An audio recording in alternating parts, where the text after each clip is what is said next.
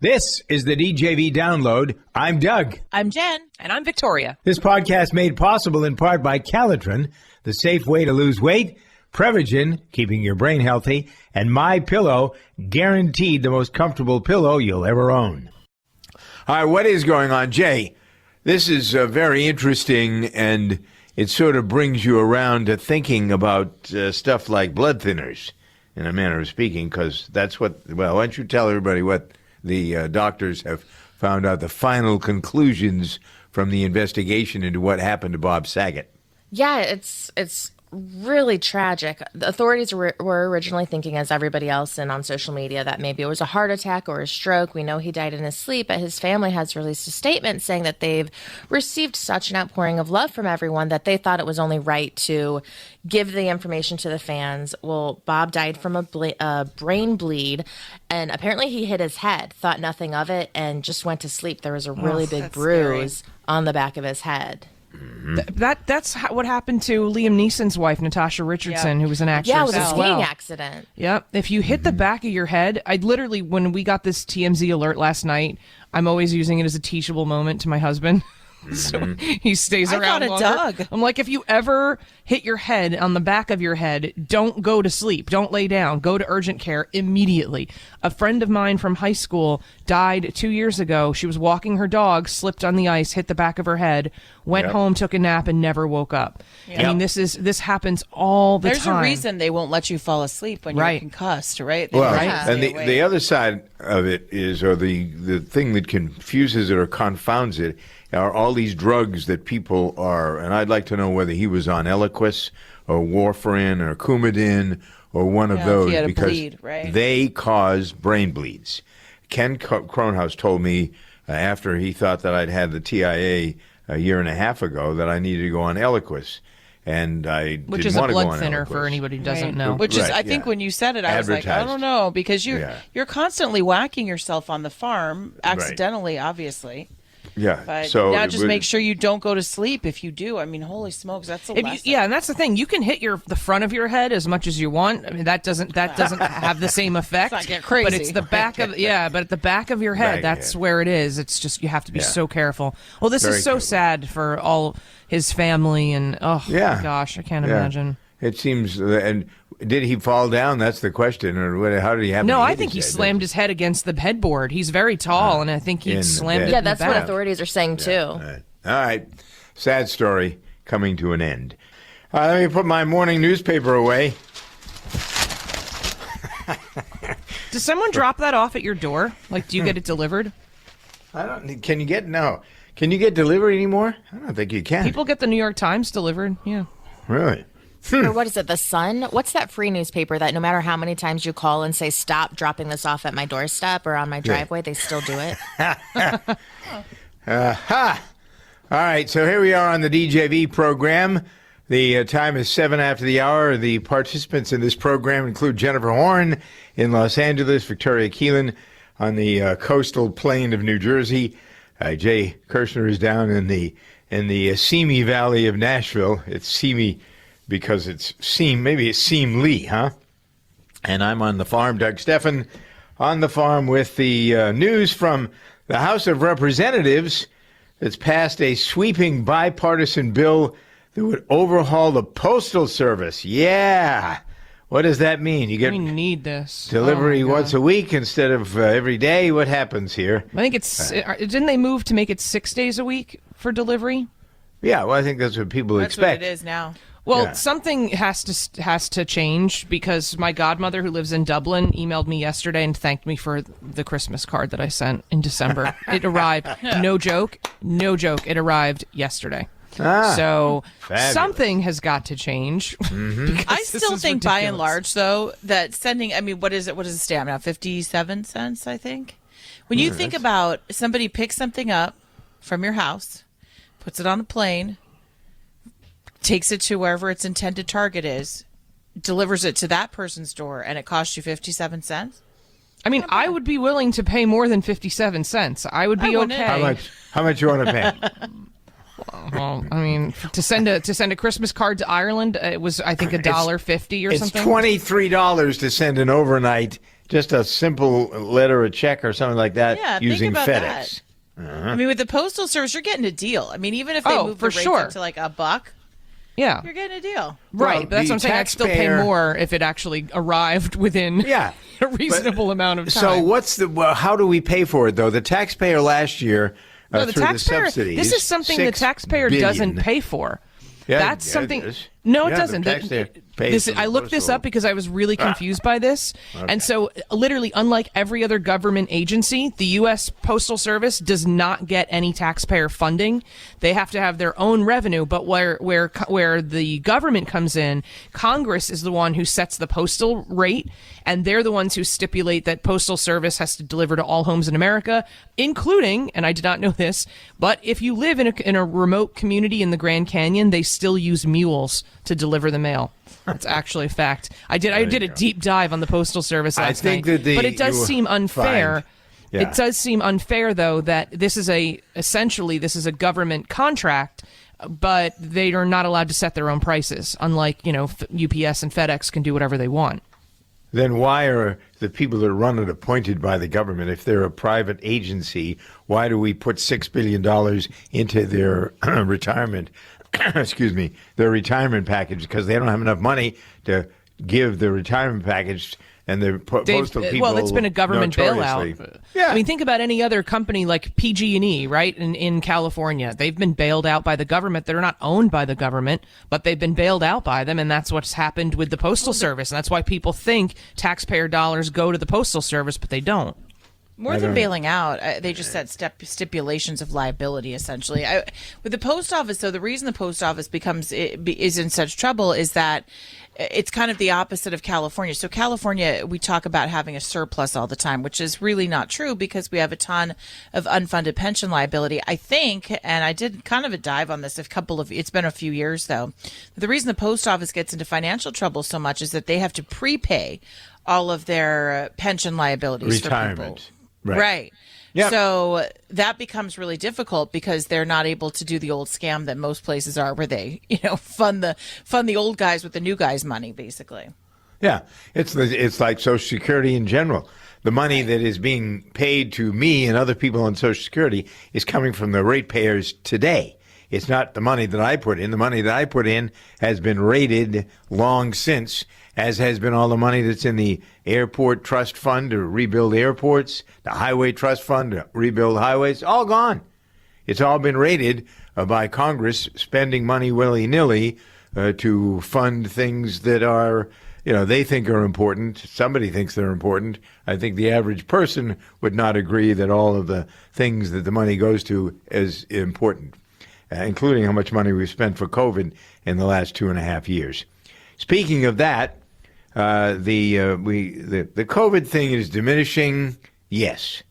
Yesterday I had a long conversation with a very close friend of mine talking about we met because we had a couple of business things to take care of, and we walked into a restaurant. Neither of us had a mask on, and we both decided why should we wear a mask into the place and then take it off when we walk So through dumb. the door? I know. I'm not doing that anymore. No. And he said, no, we're not doing this anymore either. So, but the point is that there are still things, the entrails, if you will, of COVID now, according to some research that's out today, 1 in 3 older adults, that is people who are my age and older, are going to develop new health problems, according to the research, because of COVID. Not because of the vaccine, not because of things that were done to try to protect you, but because of the disease itself, what it has done, what the engineering of this, the engineering of the virus and the spikes and all that other stuff, and what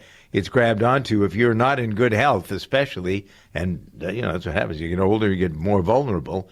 The problems have been increased threefold by the problems that come if you've had COVID afterwards. This is what happens. So, and one of the things is that COVID is triggering more strokes, disabling strokes in people who are likely to have the problem anyway. This just makes it more severe and more rapid, if you will, according to the Journal of Neurology and neurosurgery. So these are the guys that would know. They're the ones that know what's going on in your brain. And so, anyway, the other side, there's a good side to this, ladies. The technology that's been used for the vaccines, the mRNA or RMNA or whatever it is. MRNA. Yeah. That is now being tested on tumors in the liver especially, because liver cancer, pancreatic cancer, kidney cancer, those things, you get that, man, you're done. And so they've been trying, I don't know whether, a lot of times these advances come as a result of somebody just doing something to experiment for something else. And you're looking for something and something else happens. And apparently the vaccines, the mRNAs, have slowed tumor growth substantially in liver cancer.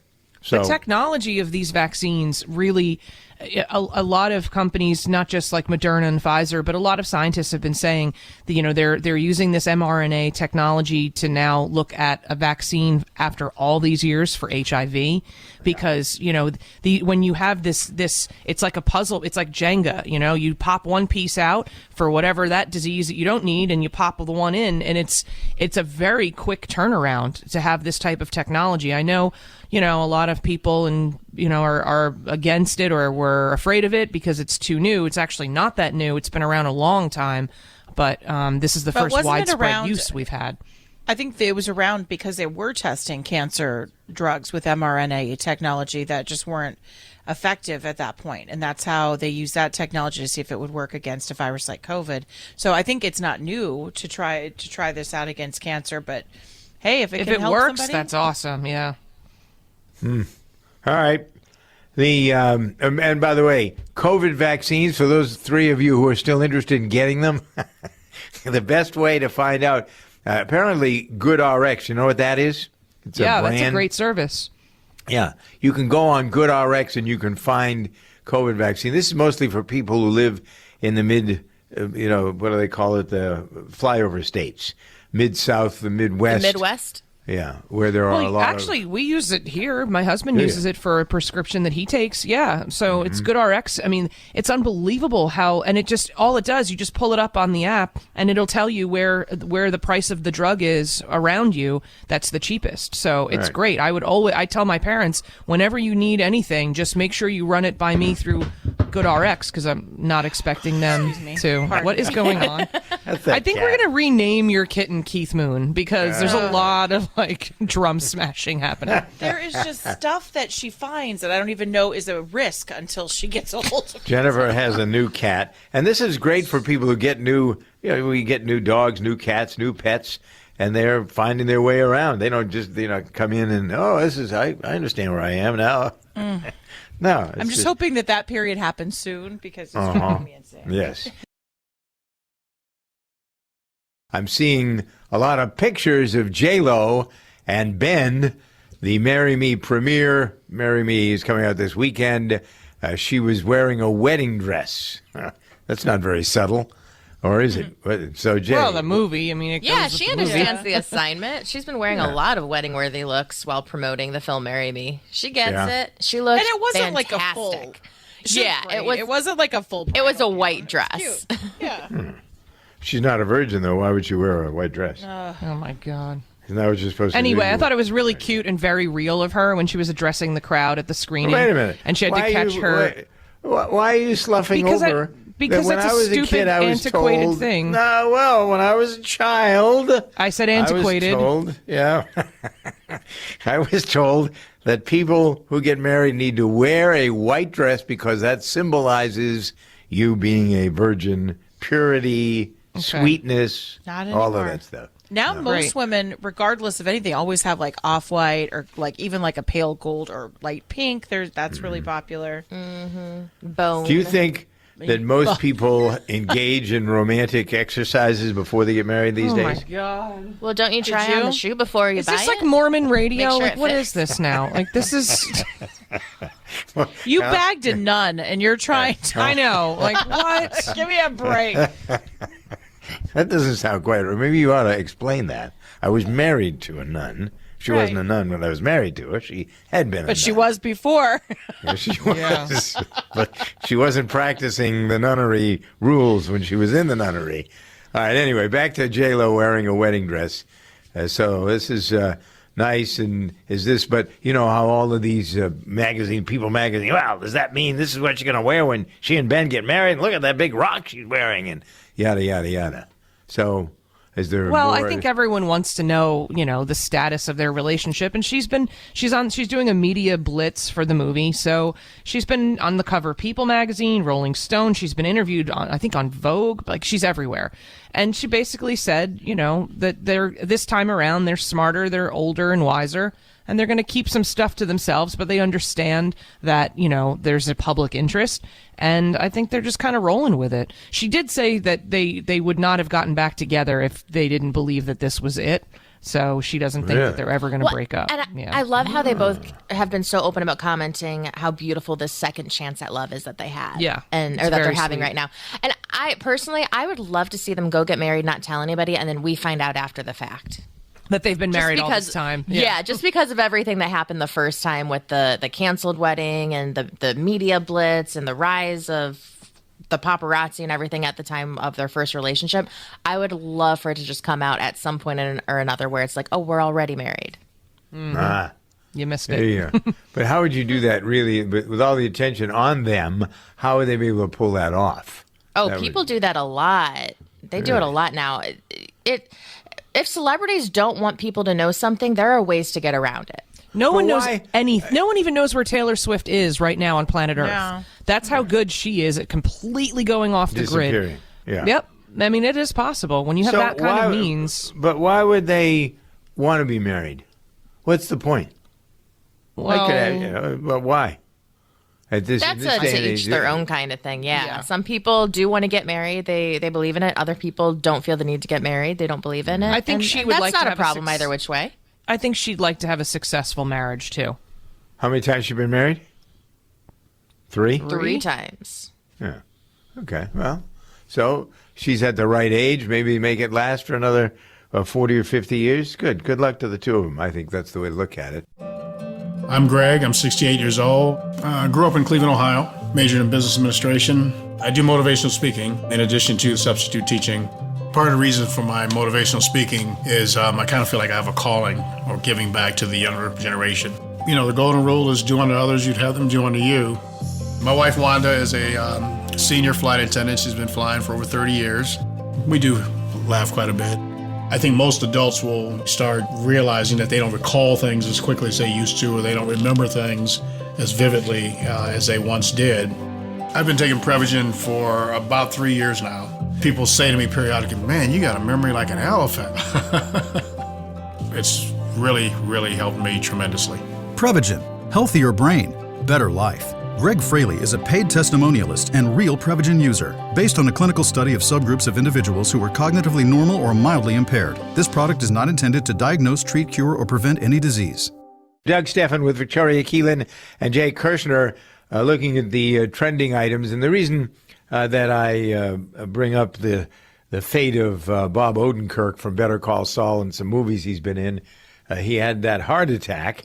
And I was thinking of the what happened with Bob Saget, Jay, and the final outcome, the information that's been around today that suggests that he didn't have a heart attack. He hit his head on the bedpost, and that was the end of him. Well, they don't know for sure. That's what they're thinking it was the bedpost, but he did die of a brain bleed.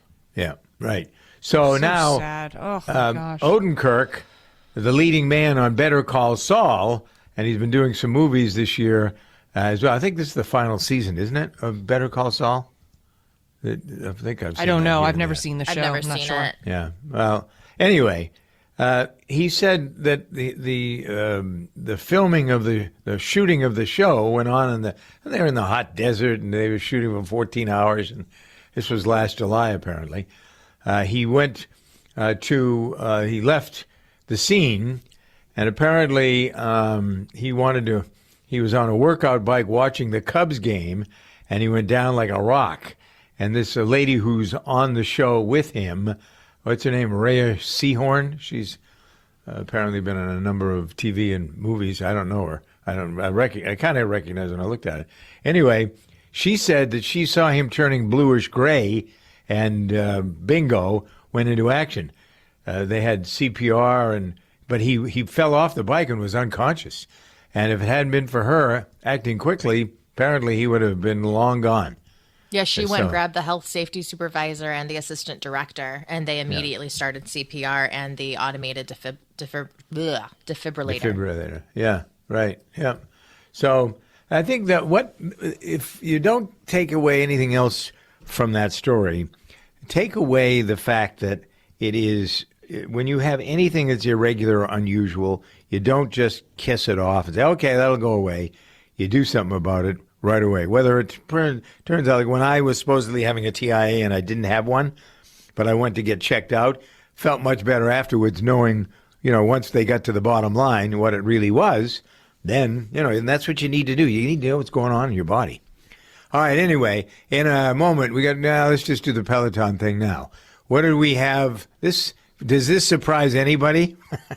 Well, no, because they had such a great year the previous year and with everything, and the demand for their equipment was amazing, and then kind of the post-COVID demand picture looks very different. So Peloton had to lay off 2,800 people, and part of their severance package includes a year-long Peloton membership.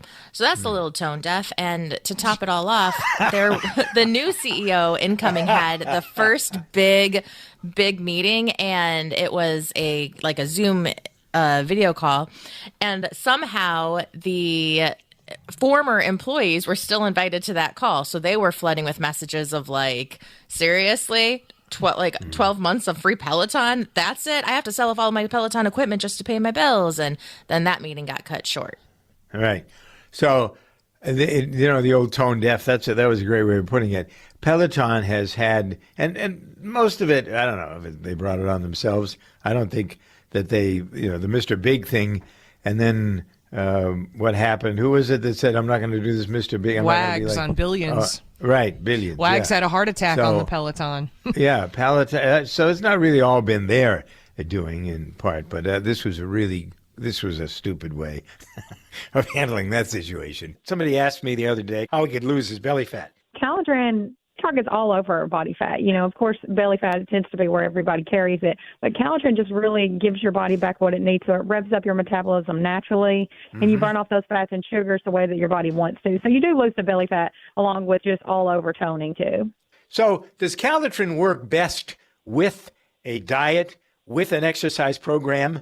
Well, we have people that have had success with it both ways. Obviously, if you're eating better, eating in moderation, staying away from the sugars and the sodas, you're going to see results faster than if you're just taking it by itself. But our 90-day program, that huge 86% success rate that we have, that's just with taking Calitrin alone. So check it out on our website, toploss.com. All the information is at toploss.com. That's TOPLOSS.com, or call us 1-833-TOP-LOSS. And use the DJV code for all these specials when you check out. This is the DJV Download. I'm Doug. I'm Jen. And I'm Victoria. This podcast made possible in part by Calitrin, the safe way to lose weight, Prevagen, keeping your brain healthy, and MyPillow, guaranteed the most comfortable pillow you'll ever own.